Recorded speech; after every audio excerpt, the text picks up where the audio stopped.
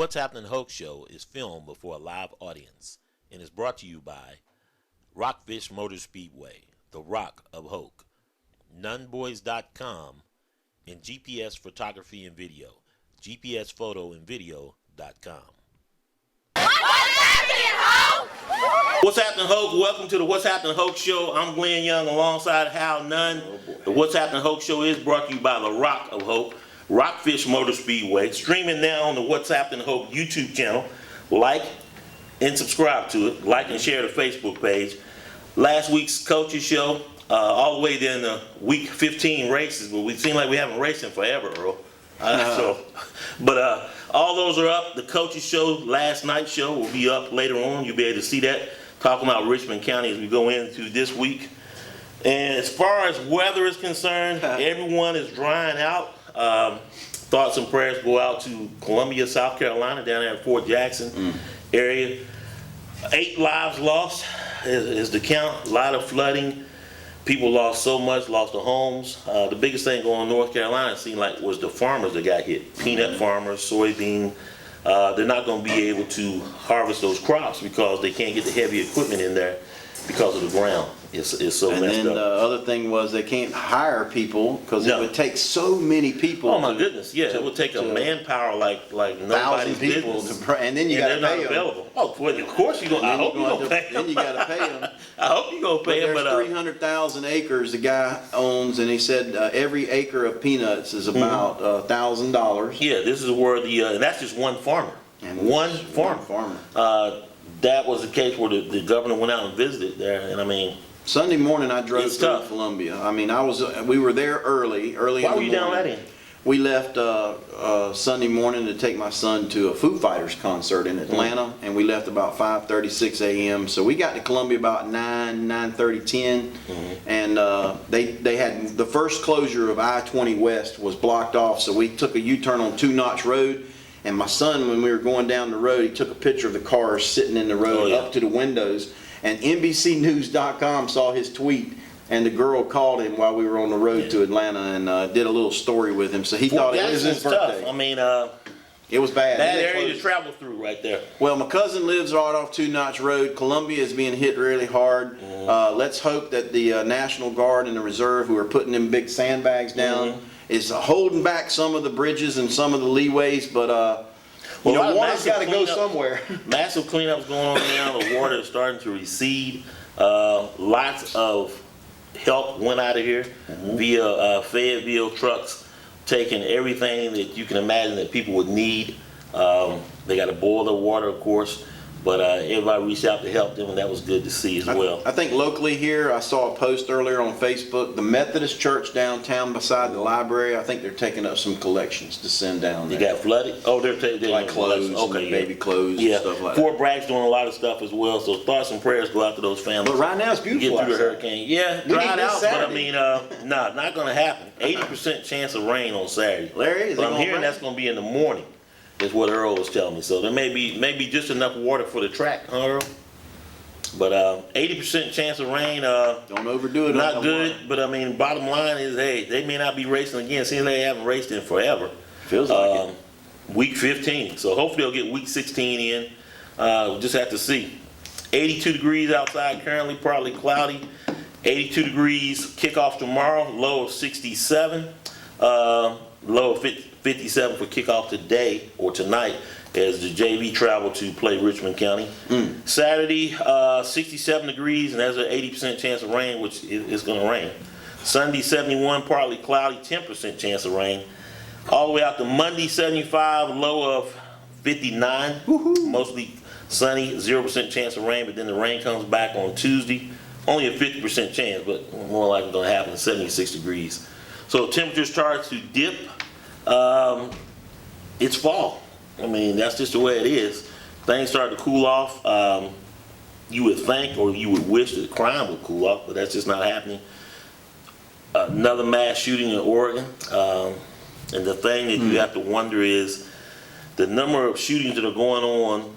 People are planning, these guys are planning their targets where they're hitting schools, they're hitting churches, and then everybody hides behind the veil of mental illness, and I just don't see it because it's premeditated murder.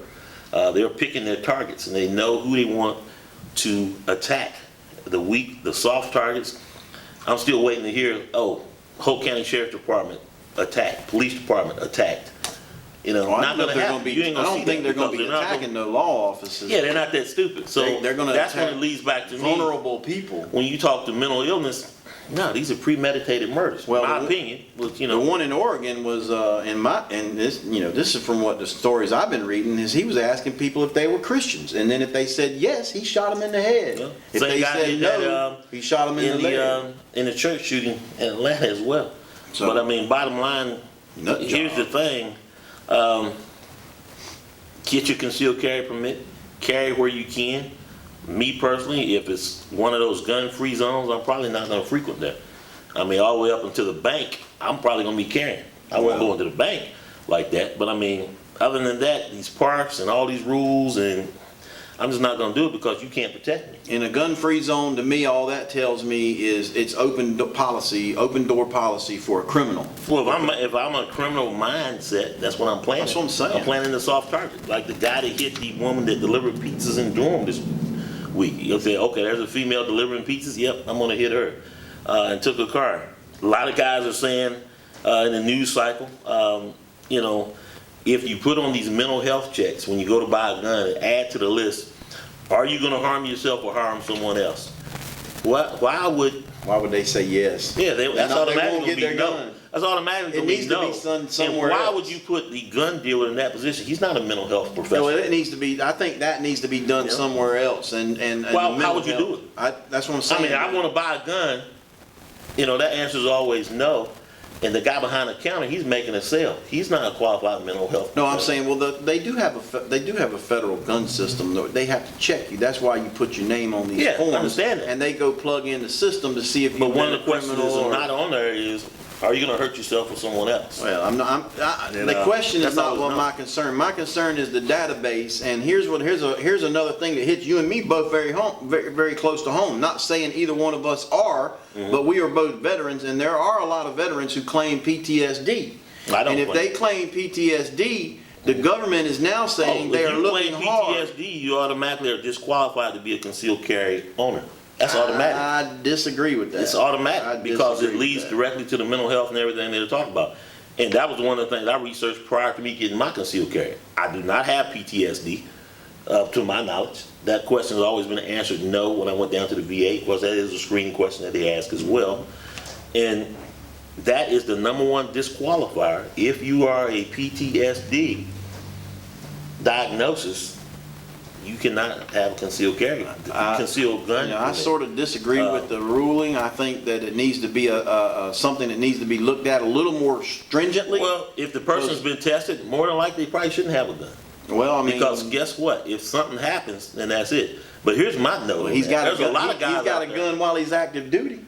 Yeah, And but I mean, you can have different PTSD and be circumstances. active. Different circumstance, guy. In a wartime environment. No, I'm saying right here on Fort Bragg, North Carolina. Well, here's the thing.